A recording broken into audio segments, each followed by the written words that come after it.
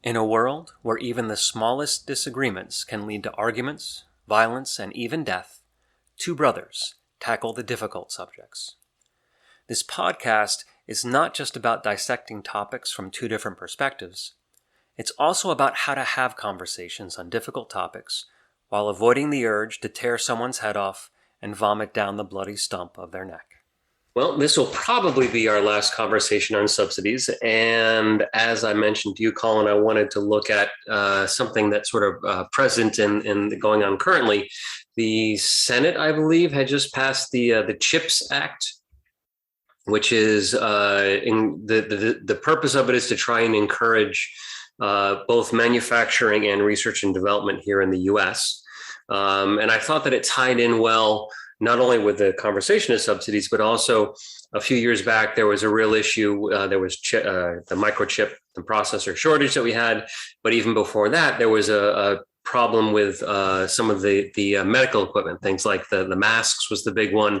Cotton swabs, they couldn't get any because there were none being manufactured in the US. And so I thought it would be interesting to look at how the government can or should impact certain production manufacturing here in the U.S. that is related to, I guess you could say, certain sensitive products, things that could be important, that could have an impact. The chips, the microchips, it's not just about whether you can get out there and buy a vehicle, but some of those chips, there's like a security issue that can occur with them, where certain high-end equipment is only being made in China. And there's a lot of concern by a lot of people that we shouldn't be so dependent on China, especially for our high-end technologies. So you have an initial thought on any of that? I certainly do. Yeah, I do have some thoughts on that. It's an interesting thing. We talked a bit last time about whether the government should be involved in subsidies in different industries. And I have a similar feeling about this one. And to start out, I think I'd like to talk through some examples. And you and I talk from time to time. I'm always bringing up unintended consequences of different policies. Sure. I think we should think through what the unintended, but known by some, consequences of some of these policies. So just to give an example, it's one that you and I have talked about in the past. And I just want to think through, when this type of event happens, what are going to be the consequences of it? And we should kind of suspend for a minute whether, our feelings about the business owners and about the people suffering in an event like this, and just think about, okay, well, what is really going to happen? What's going to be the result of what happens? So let's say, for example, there's a catastrophic event, an earthquake, a tsunami, a terrible hurricane or a tornado, and in a certain area, there's a shortage of, let's say, gasoline, just for the sake of argument. You and I have talked about this a little bit. So let's say in that area, we say, well, there's a shortage of gasoline and a lot of people can't get to it. Well, what happens then is, because there's a shortage of the supply, then you would think that the price of gasoline would shoot way up, and all of a sudden gasoline would become more expensive. But what happens from time to time is that government steps in and says, nope, you can't raise the price of gasoline. You've got to, charge whatever the rates were before this event happened, and otherwise people can't afford it. Well, not thinking about what the motivations of the business owners or of some of the people or some of the politicians might be, just thinking what's going to be the result of that. When you look at an event like that, what's going to happen is there's going to be long lines at the pump, right? Because people want and need gasoline. They're worried about running out of it. So they all rush to the pump, and there's going to be long lines for it. In fact, at times the gasoline stations are just going to, and let's say, for the sake of this argument, that there's a shortage. Well, I think we mentioned it. There is a shortage of gasoline. There's just not enough there. So we can do some different things. We can ration it. We can force the price of gasoline down. We can do all these sorts of things to ensure that that poor people have access to gasoline, or that it's somehow equal or something like that. But the unintended consequences of an event like that are it's difficult for whatever reason, because infrastructure problems, it's difficult at this time to get gasoline to that area. And now the businesses have no incentive to rush gasoline to that area. If, for example, you have a delivery truck and you would be willing to travel a couple hundred miles if the price of gasoline were $10 or $20 or $50 a gallon, and you felt like there was going to be a return for you, you might travel from further, or you might find some way to get that gasoline there. But if gasoline is held at $2 or $3, these days $4 or $5 a gallon, then there's no incentive for you to get the gasoline there. In fact, if you know that it's rationed, then even more so, because you can't sell that much gasoline, even though people might need it. Now, if we think for a second about price is a mechanism by which the market identifies those items that are most needed or most wanted. So if the price of gasoline did go up, then and there wasn't some restriction from government to say, well, we're going to set a price ceiling on this product. We're going to, if they weren't restricting the amount of gasoline that people could buy, and they just said, okay, we'll just let prices do whatever they do. Well, when the price of gasoline shoots up, that right away is an indicator that the businesses and the industry should focus their attention in this area where prices are very high. So the market is trying to solve the problem, and the government is stepping in and causing more problems. And I think that's what happens in general when we have these subsidies and these other issues, is the government is not allowing the market to do what it does best, which is identify where we should be investing, where we should be putting our resources, instead of saying, no, we think we know better, even though we're supposed to be masters of all these different industries in the economy. I mean, this is the biggest economy that's ever existed in the history of the world.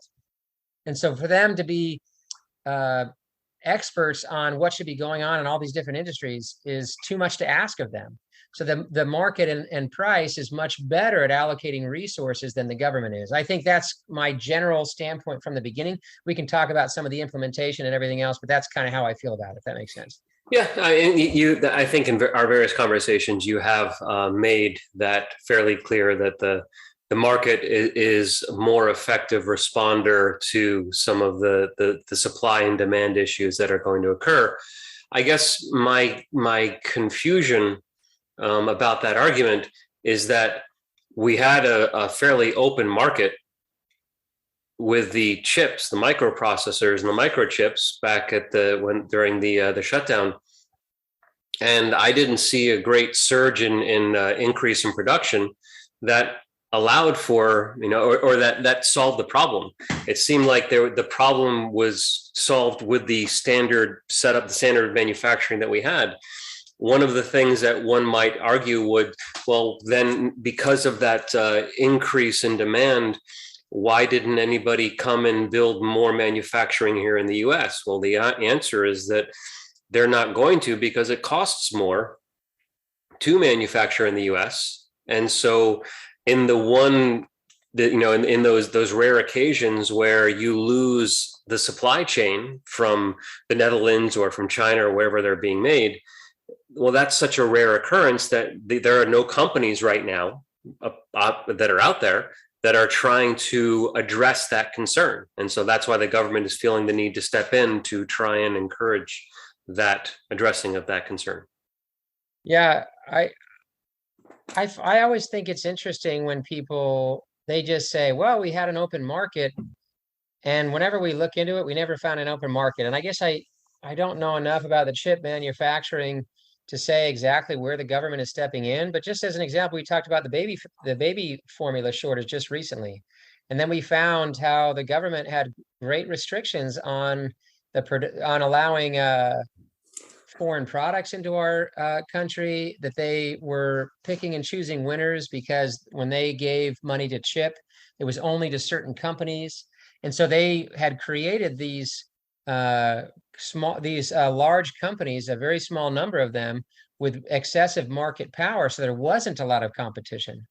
And I think it's not to say that if you have a free market that you're never going to have ups and downs or bumps along the road, that immediately the market responds and you never have any shortages. No, it just is our best way, the best way we've ever found to best address those issues and very quickly turn things around and begin the production. So you're right. Yeah, there may be an interruption in the production, but it might be related to something else. Like, for example, 5 trillion. Like, it's been very hard for companies to hire people, and so maybe that $5 trillion that was shoved into the economy by both Trump and Biden had something to do with that, that it was hard for them to hire people, or that resources were going to different places, or maybe that money just all of a sudden increased the demand. Like, to say that this is just an open marketplace, I just don't believe it. I see so much interference with government. Like, we are a pretty free economy, but even the oil and gas industry receives massive subsidies from our federal government. So when we talk about that this is a free market, it is to some degree, but there certainly is interference, and it's difficult to pinpoint exactly where all the interference comes from. So yeah, and I'm not saying when you have a free market that you're never going to have a shortage. You will. It's just going to be much quicker at responding to those shortages than the government would, as illustrated by the story of the gasoline. When you keep the prices down, nobody has an incentive to rush resources to the marketplace in that area. They have to wait because, oh, I can only get $3 a gallon.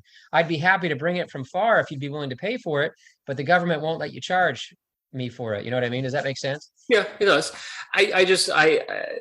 I find it interesting, and correct me if I'm wrong here, but it sounds like you're saying there was an inefficiency, therefore we should probably assume the government was involved because there's an inefficiency. Is that?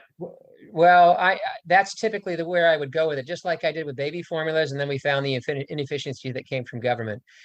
I'm not saying that there necessarily has to be. It could just be that, yeah, that there was an like I said before, it doesn't have to be government. It could be, something else that happened, maybe an increase in demand. Maybe I'm throwing out some ideas like $5 trillion going into the economy. Like, some of this could have had an effect. There could have been supply chain issues. There were supply chain issues. Maybe that had some effect on it. There's a lot of issues here. And just to say, okay, well, we had a bad instance of something happening, so that means government should step in this case. Like, no, I think that's just as simplistic to say it that way. Well, I think they're not just okay. Did you? I sent you a link a while back to get I think it was a week of the Dispatch newsletter. Did you by chance get any of that? Remind me what it said. What's that? Remind me what it said. It was. I sent you a link, and it was so that you get the Dispatch, which is the online news service. You could get a free version of it for a week. And I don't know if you got a chance to read the newsletter at all, but they every day they have a different I don't want to say expert, but a journalist or some of them are experts. And there's one person that they have been that's had a platform there now. His name is Klon Kitchen. And he is apparently a security expert. I think he worked at the Heritage Foundation for a little while. And so he did a big write-up, and he's fairly conservative in his mindset, and he only writes about security. And he was breaking down this particular event or the bill that they have in the Senate that just passed. And he was saying, from a security standpoint, it is pretty important that this goes through, although that some will argue that there are some concerns about the government getting involved. We are very dependent on the Chinese manufacturing of chips at the moment, and just strictly from a security standpoint, forget about the supply chain and making sure that everyone can get their flat screen TVs. Mm-hmm. Just looking at the chips that are needed for security, for things like the 5G isn't necessarily security. It's not a great example, but the things that go into some of our the Department of Defense computers and the things that go into our helicopters and these sorts of things, all of those are being manufactured outside of the country. And that from a security standpoint, we need to increase the production, the manufacturing here in the US. And that was his argument. And so because of you're looking at it strictly from a price standpoint, which is really the marketplace's primary focus, you'll go to where you can make things the cheapest. And that's not going to be the US. The US does a really good job of research and development. this bill that came through, there was also pushing some research and development. The government, or the bill that they pushed through is trying to ensure that any of the money that goes to these companies, and these companies are international, but that the money is being used for production here in the U.S. or for research and development in the U.S. Now, of course, and he makes the point. What? Any money going to them from where? From any money that this bill has put aside that goes to these companies, that it's being used for production in the U.S. So now, we're paying these companies. Our federal government is paying these companies to produce chips. It's tax breaks and it's subsidies. And so he's made the argument, or made the point, that if you're a chip manufacturer and you're going to receive money to do production in the U.S., well, you're probably going to take some of your own money and then go and increase production in China as well. But there's language in the bill to ensure that the money that is coming in benefits from the U.S., whether it's from tax breaks or incentives, that money is being used specifically for production and research and development within the U.S. And so the federal government is paying money to a chip manufacturer located where? Like an American chip manufacturer or a Chinese chip manufacturer? So they're giving subsidies to people, to these companies that are moving their facilities to the US, or increasing their facilities within the US. Yeah, because they don't exist, because there are not a lot of production of the chips here in the US. Yeah, I mean, he's obviously more of an expert than me, and I haven't looked too much at the bill, but at first glance, I just say to myself, why? Like, it's not like all the manufacturing is going to just happen in China. There's all throughout Asia, there's people that are doing stuff. If we could, get out of the way of Africa, I think they would start some production. Like, I understand why we don't do it here. It is quite expensive here because of all the restrictions we put on businesses, and all the requirements that we have for them. So it's going to be cheaper to do it other places. Plus the standard of living is lower. I get that. But I don't know. I would find it hard to believe that if they didn't do this bill, that all the chip manufacturing would happen in China and wouldn't happen other places. Why is that hard to believe? Because China is becoming a very powerful place, and there's plenty of other countries where a lot of manufacturing happens. Vietnam, Singapore, all around the world, people are doing these types of things. And if we just allow that to happen, I find it hard to believe, because why would that be? Why would China be doing it and not everybody else? If there's money to be made in China, then other people are going to be doing the same thing. Yeah, and so first of all, one of the things that they've done is that there are some of the really high-end chips are not made in China. They're made in the Netherlands, for example, because China doesn't have the facilities. And for that very reason, they don't happen in Vietnam, because the technology that China has, Vietnam has even lower levels of technology. So they can maybe step into some of the basic chips, but not more advanced chips. The same way, Vietnam is a great place to go for textile manufacturing, or Bangladesh for textile, because it's a simpler process. It's not as complicated. And so as these countries start to grow and develop, yes, maybe they'll start to get some of that business, but they are not there yet. There's also rules about where some of these chips can be made. I think for some of the more high-end chips, the more advanced chips, the primary location for those manufacturing facilities is in South Korea, because they are an ally. And so, I guess there's a greater comfort in that country having access to some of that technology. I think it's also happening in Japan, and I think I mentioned the Netherlands as well. And so there's limitations on where they actually occur. And I think it might be, go ahead. Well, I mean, you said a minute ago, like, this is an open marketplace. And then you've been telling me all these things that the government is doing to restrict competition in production, that they're throwing money at all these different places, and then they restrict production in certain areas. Like, this does not sound like an industry that's an open marketplace. It sounds like we're putting a lot of restrictions on what these different companies in different parts of the world can do. Well, I'm not sure where the restrictions are coming from, or they're coming from the governments or they're coming from the companies as to where they actually occur. But I would also like to point out here that you're coming back to the same premise. If there's an inefficiency, it must be caused by the government, but you also don't really have any information that that's the case. It's just sort of No, the you're assumption. giving me the information. I'm using your words and saying, hey, you said a minute ago there was no interference. This was an open marketplace. And then you brought up the fact that, oh, they're trying to push a whole bunch of money into different areas. And then you brought up the fact that, well, there's restrictions about where they can produce stuff. First of all, you said, well, maybe it's just going to be China. But then, well, actually, the Netherlands does it, and Singapore and Japan, I think you said. And then you said, well, there's restrictions on where they can be doing all this type of stuff. I mean, companies don't put these restrictions on themselves. It's governments that put these restrictions on where these things are going to be produced. The and I read it. It was in the, as I mentioned, the Klein Kitchen's the newsletter. It's something about the 5 nanometer of the filaments that they use, and particularly advanced and complicated chips, that the machinery that's able to produce those is only located in a couple locations. I believe one of the locations is in Korea. I believe one of the locations in the Netherlands. Now, so we're talking, when the restrictions that we're talking about, we're talking only about the super high end chips. We're not talking about the stuff that's going on in your Honda Accord. We're talking about the ones that are they're very sensitive. And so there are tiers, there are levels of what's going on. So yes, the government is trying to encourage a movement of some of this manufacturing to the U.S.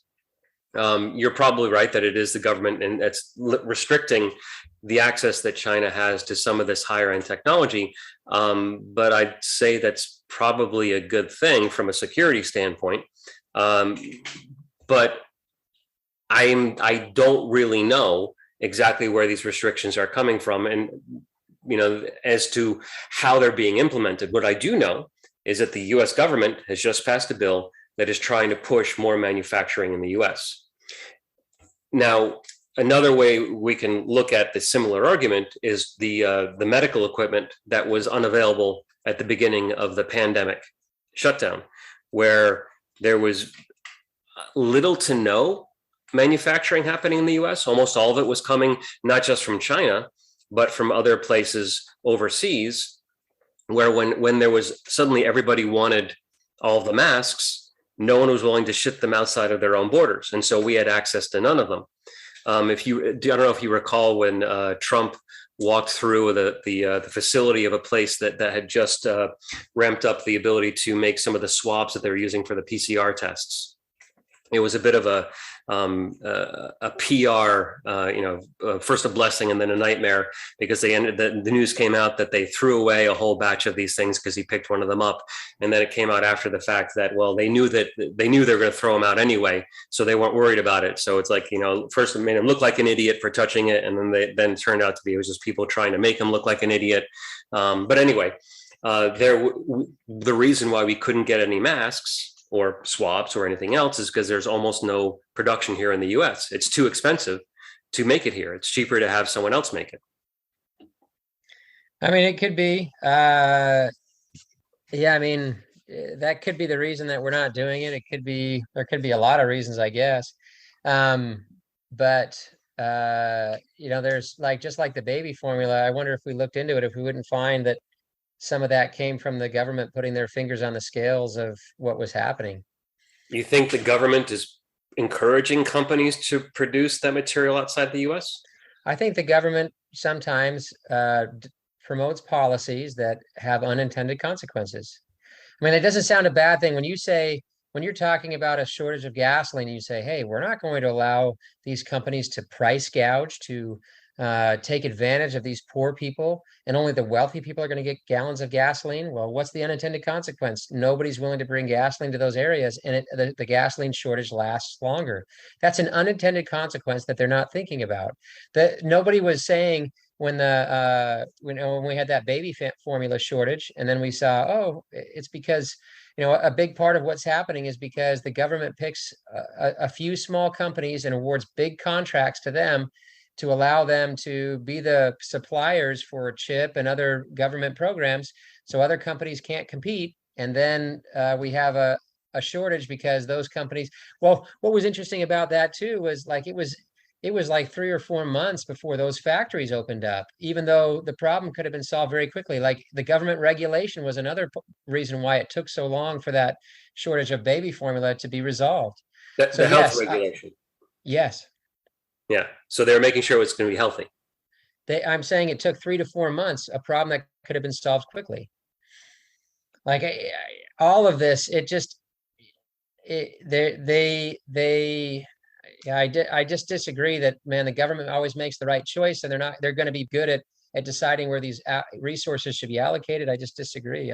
I don't think that's true. And if you point to, an example of a shortage, like we can both point to examples of where the government didn't work or where the free market supposedly didn't work, and maybe it didn't. Like I said before, there may be bumps in the road that, but I just find it hard to believe that we're all of a sudden going to have only chips manufactured in China, and we should be really worried about that because we won't be able to get chips from anywhere else, and they're not going to. It's somehow going to be a national security issue.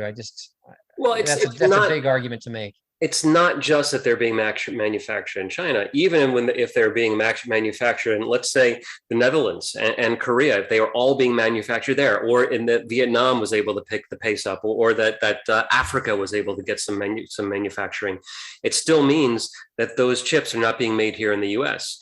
And it also means that those chips are, if we're looking at it from an availability standpoint, they have to be shipped across the ocean in order to get here, whether it's by boat or by plane. It also means that if you're looking at it from a security standpoint, that we have a weak link in the supply chain where there's the potential for problems to occur. And when it all occurs within our national borders, we're able to manage those links, the safety and security issues a little more effectively. And, to go back to what you were saying about the masks, it's whenever, in all the examples today, anyway, when I point out, well, here was an issue, your response is not, here's why here's an example or here's where the government made that a problem. Your response is, well, the government made this problem and these other issues, so the government was probably involved in making this worse as well. And so it's not really, you haven't really said how the government made the availability of masks a problem. Clearly it was, if you go back to when there were no masks around. And you're just saying there's a shortage, therefore it must be the government's fault. Well, yeah, that's a fair point. I don't have, you make a good point. I don't have great information on that, but I will say, when the pandemic hit, all of a sudden, there was a tremendous increase in the demand for masks. So whether we were producing them in the US or anywhere else, I think we would have seen shortages. Now we can blame that on the fact that it was done in other countries, but I think we would have seen shortages here too. Like if all of a sudden we go from whatever amount of masks we're producing to everybody in the country needs multiple masks. I mean, hundreds of millions of masks that are going to be needed just about immediately. Yeah, you're going to see a bump. And I don't think, well, if we had, if the government was paying companies to manufacture masks in the US leading up to the pandemic, that all of a sudden they could have turned the spigot on and we would have had enough masks, there would have been a bump then too. And I just don't think that solves our problems. And to be supporting these industries where from time to time there's going to be bumps in the road, and there are going to be bumps in the road anyway. Like I just don't understand why we think this is going to be a good idea. There was a massive change in the demand for masks across the world. Mm-hmm. And even if we producing them here, we would not have been able to keep up with it. There would have been other things that we couldn't get here in the manufacturing of masks, or they just couldn't have ramped up production fast enough. I could give, I guess I won't get into it right now, but you could give other examples about, there was testing that was available here in the country, and the government wouldn't allow these tests for COVID to be given out, even given away for free to people, because they wanted to be restricting the test. They wanted to test and make sure that they were accurate. And it turned out their test was inaccurate and the other tests were more accurate. I mean, there's all kinds of problems with that too. So yeah, for us to say, well, if we had done let's subsidize the manufacturing of masks in this country from now on, just in case there's another huge demand shock in the future. And I think that if we do that, the response is going to be much better. That's a bit of a stretch for me, a bit of a reach. I can't look exactly at what they were doing to restrict things at the time that this all started, but it was a massive change in the demand for masks. It was. It was. There was a story that I read of that in the UK, and they were going back over the last couple, I guess, scares. There was the MERS, the Ebola. There was the SARS. what? SARS. SARS. There we go. SARS too. Yep. And so in the UK, when they had these pandemics essentially knocking at the dockyards, at the shipyards, that was supposed to be coming in, you had this massive response from the government of stockpiling equipment and vaccines and everything else, and then the big pandemic never actually manifested, and so then you'd have they'd go through afterwards and take a look at all the money that was wasted on these things, and some people lost their jobs, and then the one that actually occurs with COVID, and they didn't have that same sort of response from the administration or the administrators of the health services over there, and they were caught flat-footed as we were here in the U.S. And of course, the argument there was saying. The argument that the reporter was putting forth was, you can't always get it right, but what are the consequences of getting it wrong? We had a couple examples where a lot of money was lost or wasted, and then we had one example where a lot of lives were lost. And so which side of that equation do you want to be wrong on? Yeah, I mean, that's a fair point, and I think we should analyze that stuff for sure. But yeah, I don't know, to make the argument that, man, if only the government was subsidizing mask manufacturing in the US, that we wouldn't have had these problems, I just disagree. I know that the government does not do a good job of allocating resources in these cases. There's going to be issues either way. And so we have to, I can't, I would, I'm not making the argument that, hey, we can never let the government do anything because they're always going to be worse. We do have to consider this stuff, and the security stuff. I mean, at least there's an argument to be made there. But man, I'm really going to have to be convinced that we should be putting all this money towards those industries and towards those companies. Like you said, it's almost like we're subsidizing companies in other areas because yeah, they're going to get some money to do some stuff here and then siphon off as much as they can to other areas. But I would say the bigger issue is, the economy does a pretty good job of allocating resources. And once the government starts putting their thumb on the scale in certain directions, there's all sorts of unintended consequences, and a lot of them not good. And I just find it, I just can see so many examples of where this has gone wrong with government. And every time, like the masks, yeah, well, we eventually figured it out, and we did have to shut things down. Frankly, I think masks were a bit overrated anyway. I hate the whole response to the pandemic. I mean, we could have a discussion about that as well. Like, I think they focused in the wrong areas. They were so worried about kids, and kids, were so unaffected by it. They really should have focused their efforts much more on elderly people than on the economy as a whole. And so, I mean, there's a lot to be said about what they did wrong in their response to the pandemic. And so just saying, well, if they had manufactured masks here, we wouldn't have had shortages. I just disagree. Well, I don't want to do what I did Real. last week where I cut you off. So I'm going to be really quick with it and hopefully give you a chance to respond. Yes, the market can respond to short-term activity, but because they're always driven by profits, they don't often take that long-term look. If we go back to the story of Joseph interpreting the Pharaoh's dreams, if you ask the company, we want you to start saving up this grain just because we might need it later on, they're going to say, well, my shareholders won't allow me to do that. My stockholders won't let that happen. But a Pharaoh can say, yes, we're going to start to now hold this stuff because we can afford to do that. And then if there ever is an emergency, let it go. And so sometimes the government is supposed to be having a longer view than the quarterly reports and the annual reports that the governments are. So in the last minute, anything you want to say about that? Yeah, I would disagree. I don't think it's true that companies don't have long-term visions, because there is an argument to be made that they are sometimes short-term, especially when CEOs' incentives are based on stock prices, short-term stock prices, and not longevity. But smart investors want companies that are going to be prepared for the long term. And a smart CEO that prepares for a downturn when he could really make a killing because nobody else has prepared for that shortage or whatever else, a good CEO is going to plan for that type of a thing. So to say they never look long term, yeah, I just disagree. There's a reason why some of these companies last a long time and some of them are just flashes in the pan. So I don't think the only way to think long term is through government. Okay. Well, it's just so we don't feel rushed, we're going to go ahead and leave it there. All right. Thanks, Colin. All right, Brian. Bye. Bye. We hope you learned something in this episode of Brother versus Brother, a podcast about difficult conversations.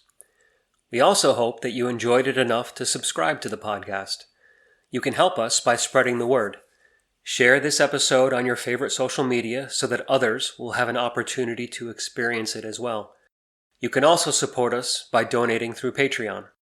This information and more can be found on our website, broconvo.com, and on our various social media accounts. Thank you.